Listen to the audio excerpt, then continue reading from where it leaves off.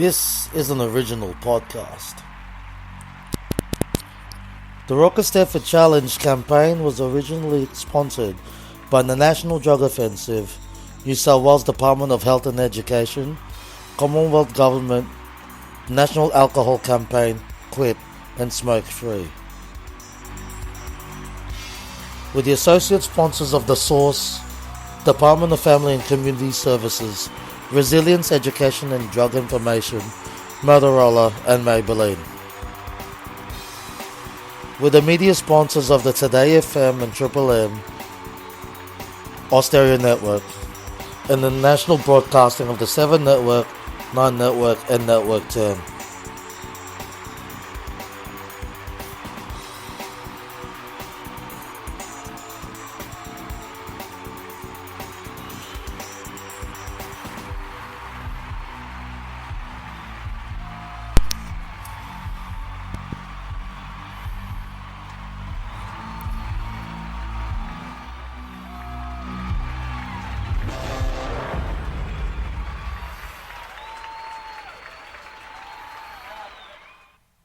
Hi guys, welcome back to the Rock Eisteddfod Challenge podcast. I'm your host Phil Astica. So I have been talking about the previous schools from the past, and I will revisit one of my favourite rival schools, Randwick Boys and Girls, in the next episode.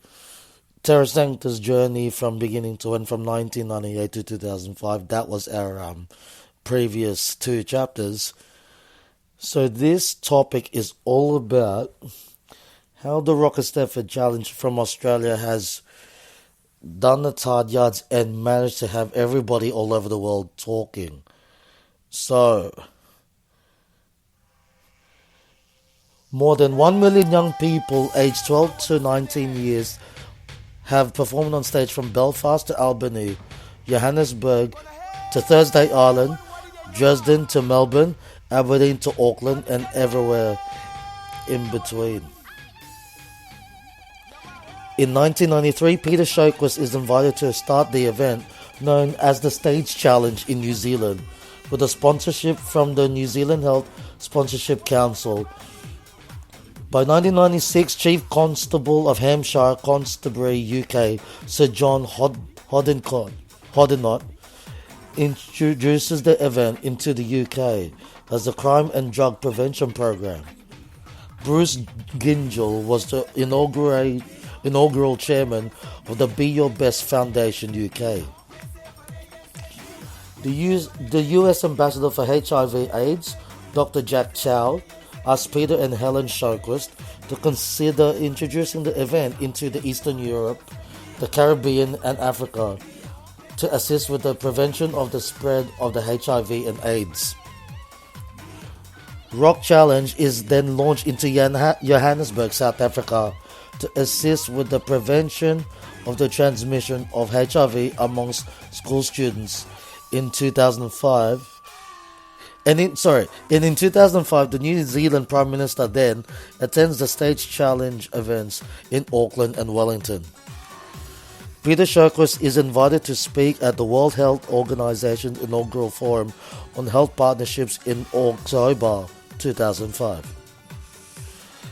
Peter is asked by the Assistant Director General of World Health Organization, Dr. Joy Fimafi, to work with the World Health Organization towards introducing the event into African countries as quickly as possible. Peter Sjoquist is invited to speak at the UNESCO World Conference on Arts and Education in Lisbon in March. The 2006 inaugural Be Your Best Rock Challenge Japan event is held in Tokyo, Japan. The event is marked by teams visiting from the UK and Australia to be part of the event. In early 2007, the inaugural Rock Challenge Dubai event is held in the United Arab Emirates as the event enters its 28th year in Australia. While performances are professionally staged events, the Global Rock Challenge is about having fun along the way. Students, teachers, parents and communities work together over many months, helping to prepare the school's performance.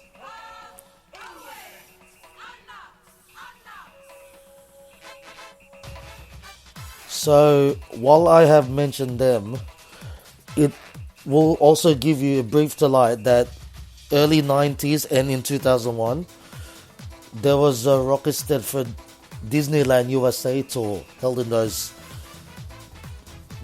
years.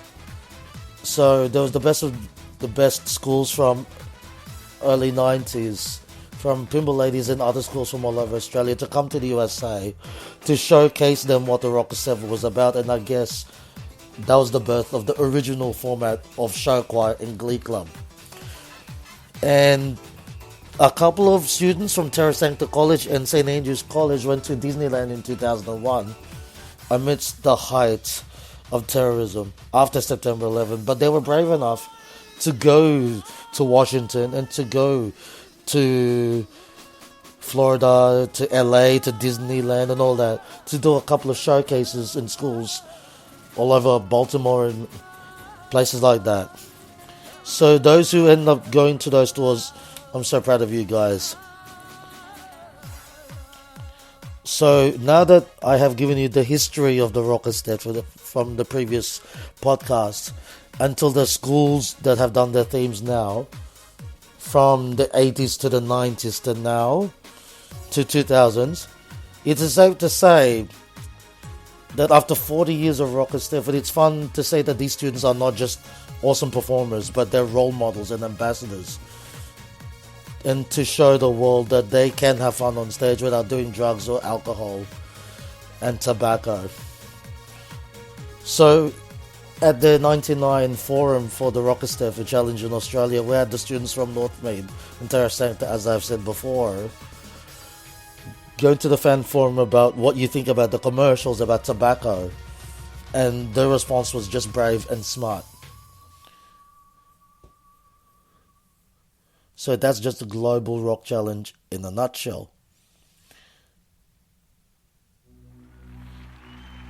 So that's a bit of the conclusion for this episode of Global Rock Eisteddfod Challenge, Rock Eisteddfod all over the world. And as I have said before, surprisingly, I think Emma Watson from Harry Potter ended up doing it for 2 years in 06, 07, I believe, or something like that. And now look at her now.